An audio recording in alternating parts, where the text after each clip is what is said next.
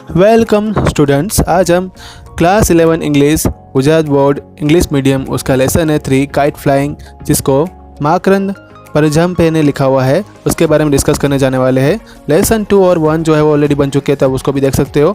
और इस लेसन को हम स्टार्ट करते हैं। ये उस शाम की बात है जब मैं सोच रहा था कि जो ये स्टोरी है वो मैं आपके सामने कैसे बताऊँ, और जो भी कुछ हुआ है, जो भी कुछ घटा हुआ है, वो मैं बिना डाउट के कह सकता हूँ कि इस टाइप की स्टोरी जो है वो आपने पहले पढ़ रखी होगी। पर आप मेरा विश्वास कीजिए, जब ये हमको फीलिंग होता है, जब उसका हमें एहसास होता है, तब हमें ऐसा लगता है कि हमने जो नई ब्रांड है, मतलब कि जो हमारी पुरानी ज़िंदगी है, उसको एक नई ब्रांड के साथ हमें उनको बदल लिया है। यहाँ पे ये भी हो सकता है कि आपको थोड़ा बेचैनी या आपको थोड़ा कंफ्यूजन हो रहा होगा, जिस तरह से मैंने यहाँ पे इंट्रोडक्शन दिया हुआ है।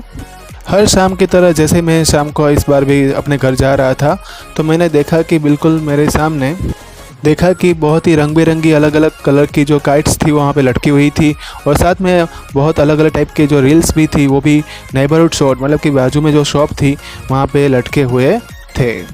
तो ऑल इन ऑल मैं बात करूँ यहाँ पे, तो ये जो दिन था वो मेरे कोई अनयूजुअल, मतलब कि कोई ख़ास दिन नहीं था। मैंने सुबह 9:30 बजे, मतलब कि 9:30 AM को जो है वो घर को लेफ़्ट किया था, और मुझे कंपनी की जो गाड़ी है मुझे पिकअप करने के लिए आई हुई थी। ये मेरे लिए एक नॉर्मल दिन ही था।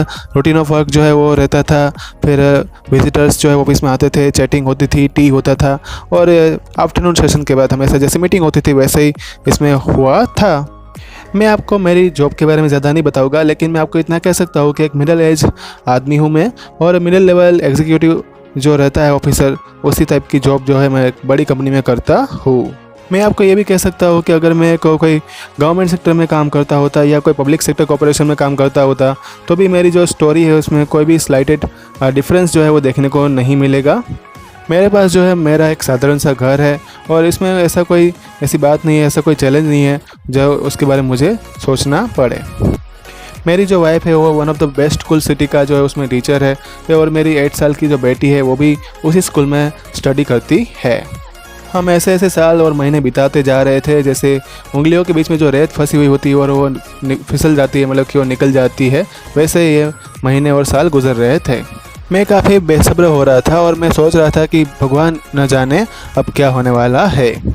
यानी कि मैं जो है मेरी ज़िंदगी है वो इतनी अजीब सी हो चुकी है, तो उसमें ये बिना उम्मीद की लग रही है, तो मुझे उससे बाहर निकलना है। और मुझे ये महसूस हो रहा था कि अगर मैं अभी नहीं निकल पाया तो बाद में जो है वो मैं कभी नहीं निकल पाऊंगा, और बहुत देर हो जाएगी। अगर आज नहीं निकला तो फिर बहुत देर हो जाएगी। मैं सोच रहा हूँ कि मैं ऐसा एक इंसान बन जाऊँ, या फिर ऐसी कोई एक चीज़ बन जाऊँ जो कभी रिडीम ना हो और ना ही कोई उसको हासिल कर पाए। मैं एक डरावनी चीज़ जैसा बन गया था, जहाँ पे कोई नाम नहीं, एवरेज स्टूडेंट की तरह कोई क्रिएटिविटी नहीं थी, और वहाँ पे मेरे पास जो समय है वो कम पड़ रहा था। मैं हमेशा सोचता रहता था, और वही चीज़ मुझ पर हावी हो रही थी, और यही चीज़ जो थी वो मुझे ज़्यादा से ज़्यादा परेशान कर रही थी। तो शाम को भी जब मैं वापस अपने घर आ रहा था, तो जो मेरा नॉर्मल ऑफिस का दिन रहता था वैसा ही वो दिन गुजरा। उसके बाद जब मैं घर पहुंचा और मैंने जब उन्हें खिड़की खोली, तब मैंने 2 चमकदार पतंगे जो थे उसको मैंने अपनी आँखों से देखा, और उसके बाद मेरे को अंदर से ऐसा लगा कि अंदर कुछ है जो मुझे बहुत ज़्यादा बेचैन कर रहा है, और उसी की वजह से मुझे जो है वो बेचैनी अभी हो रही है। मैं यहाँ पे अंकल फ्रूट का जो एक अच्छे साइकोलॉजिस्ट थे, उसका मैं जो है धन्यवाद करना चाहूँगा। उसने मुझे बताया कि तूने ये क्या पलट लिया, मतलब कि क्या तूने ये टर्न कर लिया अपनी जो है बचपन की यादें। हाँ, जहाँ पे raw of kites brought back sharp image, मतलब कि जहाँ पे पतंगों की जो है शार्प इमेज जो है वो बाहर आ रही है, क्राउडेड, मतलब कि जहाँ पे बहुत ज़्यादा भीड़ भाड़ रहती थी, undigested out of some vault in my mind, ऐसे जगह से वो इमेज जो है बाहर आ रही है, जो ऑलरेडी जो है ऑथर ने यहाँ पे उसको सील्ड कर दिया था, मतलब कि पहले ही उसको जो वो यादें जो थी उसको पहले उसने बंद कर दिया था, उसको वो भूल चुके थे। मुझे अभी बचपन की यादें याद आ रही है, जिसमें बड़ौदा के अंदर मैं पॉल में जब पतंग उड़ाता था, और वहाँ पे हर साल जो मकर संक्रांति आती थी तब पतंग उड़ाने की जो प्रथा जो थी, और वहाँ पे रात को जो है वो उस्ताद जो थे वो मांझा बनाते थे, और इंटर मोहल्ला, मतलब कि अंदर मोहल्ला में जो है वो सभी लोगों के बीच में है वो काइट उड़ाने का, मतलब पतंग उड़ाने का कंपटीशन चलता था। लाउड स्पीकर में जो भी पतंग में जीतता था उसका नाम अनाउंसमेंट हो रहा था। बड़े बड़े चरखा में अलग अलग कलर के धागे जो है निपटे हुए नज़र आते थे। बहुत अलग अलग कलर की पतंगें भी आसमान में दिखती थी। दाव पेच कंपटीशन चलता रहता था। खींच और ढील मतलब कि पुश एंड लेट वाला जो कंपटीशन था वो भी देखने को मिलता था, और उसी के ऊपर वो एक दूसरे पे लोग अटैक कर रहे थे, वही उसका ओपोनेंट था। हाथों की उंगलियां जो कट जाती थी, उसके ऊपर लेदर गार्ड रहते थे, तो भी जब भी हम ओपोनेंट के ऊपर अटैक करते थे तब लड़के जो होते थे मोहल्ले में वो बेम्बू या तो बांस जो है उसका डंडा लेके घूमते थे, जिससे वो उन पतंगों को पकड़ सके जो कट गई है। और वो लोग जो है चिल्लाते थे कट गई पतंग कट गई। और दूसरी बात कि जो भूखे उस्ताद जो थे मतलब एकदम पतले से, वो क्या करते थे अपने पान जो उसने खाया होता था तो वो उसके आसपास थूकते थे और एक दूसरे को जो है गालियाँ देते थे। और बच्चे जो थे वो छत के ऊपर चढ़ जाते थे और देखते थे ये पतंग कटना क्या हो रहा है, मतलब उसको बहुत ज़्यादा मज़ा आता था और वो उसी टास्क पे जो है वो एंजॉय करते थे।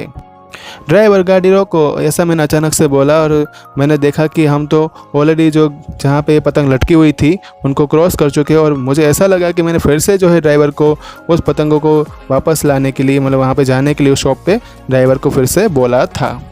ये सिटी जो था वो डिफरेंट सिटी था, मतलब कि अलग सिटी था, और मुझे यहाँ पे काइट फ्लाइंग मतलब पतंग कैसे उड़ाना है उसकी कोई कन्वेंशन मेथड यहाँ पे पता नहीं थी।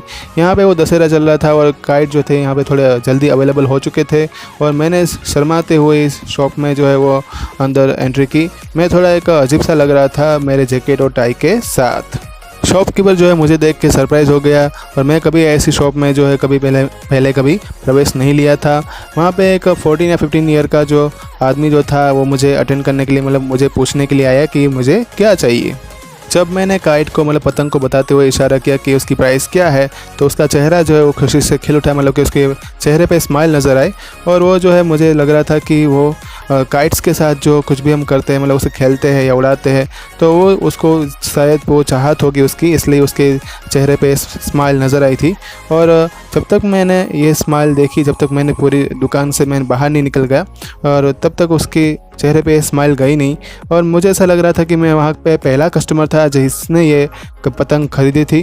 और हाँ, ये सही भी था क्योंकि उससे पहले मैंने यहाँ पे कभी इस शॉप पे पतंग को लटके हुए देखा नहीं था। मतलब मैं कह सकता था कि मैं जो है फर्स्ट कस्टमर था जिसने यहाँ से पतंग खरीदी थी। ट्रांसपोर्ट के चक्कर में और थोड़ी कंफ्यूजन थी, इसलिए वहाँ पे मैंने 2 पतंग खरीदी और दोनों का प्राइस जो था वो 1-1 रुपये था। फिर हमने जो वहाँ पे 400 यार्ड की स्पिंडल मतलब कि जो रील होती है धागे की वो ख़रीदी। उसका जो ब्रांड नेम था वो मधुरा कोस्ट था और उसका प्राइस जो था वो 7 रुपये था। फिर मैंने थोड़े माजा को सिलेक्ट किया और पसंद किया, और दूसरा मैंने सोचा कि मैं उसको ख़रीदूँ या ना ख़रीदूँ। फिर मैंने डिसाइड किया कि मैं उसको नहीं ख़रीदूँगा, क्योंकि कोई ऐसी मैटर ही नहीं बन रही थी कि मेरी कोई यहाँ पे पतंग कटे या नहीं कटेगी। अब मैं कोई ऐसा बच्चा तो हो नहीं कि मुझे किसी और के साथ कंपटीशन करना हो, और मैं अपने आप पे हंस रहा था क्योंकि मैंने वो शॉप जो है छोड़ दी थी, और मुझे यहाँ पे अपने आप को हल्का सा लग रहा था और मैं थोड़ा मुक्त लग रहा था, मतलब कि फ्री लग रहा था बहुत लंबे समय के बाद। ड्राइवर मेरे हाथों में जो लगी हुई थी पतंग उसको देख रहा था, लेकिन उसने मुझे कुछ कहा नहीं। पड़ोसियों के जो बच्चे जो थे मुझे देख के एक शरारती स्माइल जो है दे रहे थे। शायद मुझे ऐसा लग रहा था कि मैं कोई फुलिश नज़र आ रहा हूँ, लेकिन जो पतंग जो थी जो मैं लेके आया था वो मैंने आके गेस्ट बेडरूम में रख दी। मैं चाहता था कि मैं पतंग जो है अपनी वाइफ से भी है छुपा लूँगा, क्योंकि कहीं ना कहीं भी तो उसको देखी जाएगी। लेकिन उसने जो देखने के बाद भी उसने मुझे बताया कि उसने कुछ देखा नहीं, ना ही उसने मुझे कुछ कहा। यहाँ पे यस्टरडे जो है मैं जल्दी घर आ गया था और तब पूरा घर जो है वो शांत नज़र आ रहा था, और मैंने जो है टीवी प्रोग्राम में यूजीसी का जो प्रोग्राम होता है कंपनी के लिए वो चालू कर लिया, और मैंने अपनी पतंग जो है वो बाहर निकाल ली।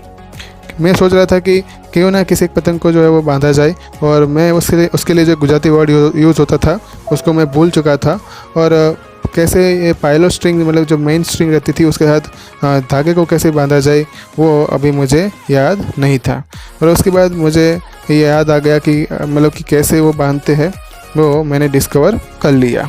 उसके बाद मैंने जो है वो एक अगरबत्ती जला ली, और उसमें बाद जो एक बम्बू जो रहता है एक शार्प सा, उसको ऊपर जो है वो जो क्रॉस में 2 जो है वो अगरबत्ती जला के उसके ऊपर 2 होल कर दिए।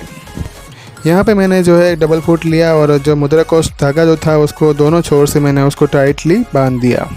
फिर जो मैंने इक्विडिस्टेंस स्पॉट जो था दोनों लूप से वहाँ से मैंने उसको गांठ मार दी, और ये भी मुझे इतने सालों के बाद याद है कि ये कैसे बांधते हैं। अब आपको स्टोरी में ऐसा लग रहा होगा कि अब आगे क्या होने वाला है, क्या मैंने यहाँ पे पतंग उड़ाई, क्या मैंने यहाँ पे क्या मैं फील कर रहा होगा, आप शायद ऐसा सोच रहे होंगे।